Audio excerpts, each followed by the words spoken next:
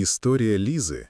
Лиза помнила родителей только по нескольким размытым фотографиям, которые она бережно хранила под матрасом. Маму с добрыми глазами и папу, который всегда улыбался. Они погибли в автокатастрофе, когда ей было всего 5 лет.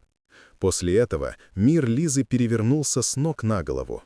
Детский дом стал ее домом на 2 года, пока ее не забрали Валентина Петровна и Сергей Николаевич. Тогда, 8-летняя, она думала, что наконец-то обрела семью. Но реальность оказалась жестокой. Приемные родители взяли ее не из любви, а ради государственных выплат. Валентина Петровна работала продавщицей, но большую часть времени проводила дома с бутылкой водки. Сергей Николаевич подрабатывал грузчиком, когда не был слишком пьян, чтобы встать с дивана. Дом пах перегаром и безнадежностью. «Опять двойка!» — кричала на нее Валентина Петровна, размахивая дневником. «Думаешь, мы тебя кормим просто так? Учись нормально!» Но как можно было учиться, когда дома постоянно ругались, когда не было тишины для выполнения домашнего задания, когда вместо помощи с уроками она слышала только упреки? Лиза сидела на кухне за шатким столом, пытаясь решить задачи по математике. А из комнаты доносились пьяные крики и звук разбитой посуды. В школе дела обстояли не лучше. Одноклассники сторонились ее, может быть, чувствовали, что с ней что-то не так. А может, просто не хотели дружить с девочкой в поношенной одежде, которая всегда казалась печальной и замкнутой. «Лиза, ты опять не сделала домашнее задание?» — строго спрашивала учительница математики Марья Ивановна. Лиза молчала, опустив глаза. Как объяснить, что дома не было спокойного места для учебы, что приемная мать вчера разбила ее тетради в приступе пьяной ярости, что она засыпала под звуки скандалов и просыпалась от того же? Одноклассники шептались за ее спиной. «Странная она какая-то». «А ты не знал? Она приемная», — говорят родители-алкоголики. Каждое слово било больнее физической боли.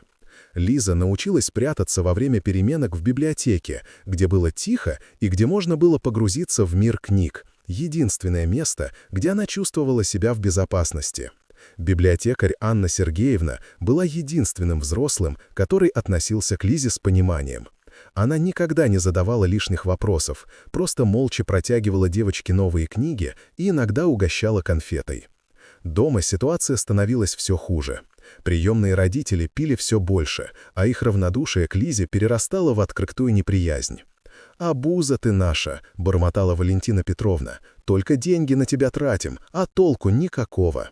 Лиза научилась готовить себе еду из того немногого, что было в холодильнике. Научилась стирать свою одежду руками и гладить ее дном кастрюли. Она взрослела быстрее своих сверстников, потому что никто другой не позаботился бы о ней. По ночам, лежа на продавленном диване в своей маленькой комнате, Лиза смотрела на звезды в окне и мечтала. Она представляла, что ее настоящие родители где-то там, на небе, и что они гордятся тем, как она держится. Эта мысль давала ей силы вставать каждое утро и идти в школу, несмотря ни на что. В 13 лет Лиза поняла, что может рассчитывать только на себя. Она начала подрабатывать после школы, разносила рекламные листовки, помогала пожилым соседям с покупками. Деньги прятала от приемных родителей, копя на свое будущее. Учеба давалась ей тяжело, не из-за недостатка способностей, а из-за постоянного стресса и усталости. Но Лиза не сдавалась. Она знала, что образование — ее единственный шанс вырваться из этого замкнутого круга. Иногда, когда особенно тяжело, она доставала фотографии родителей и тихо разговаривала с ними. «Мама, папа, я очень стараюсь. Я знаю, что вы бы хотели, чтобы я была сильной. Я не подведу вас». И в эти моменты, несмотря на все трудности, в сердце Лизы теплилась надежда. Она верила, что когда-нибудь ее жизнь изменится, что она найдет свое место в этом мире и, может быть, даже сможет помочь другим детям, которые проходят через то же, что и она. Каждый новый день был вызовом, но Лиза его принимала, потому что в глубине души она знала, она не одна. Любовь родителей, пусть и ушедших, все еще жила в ее сердце, давая ей силы не сломаться.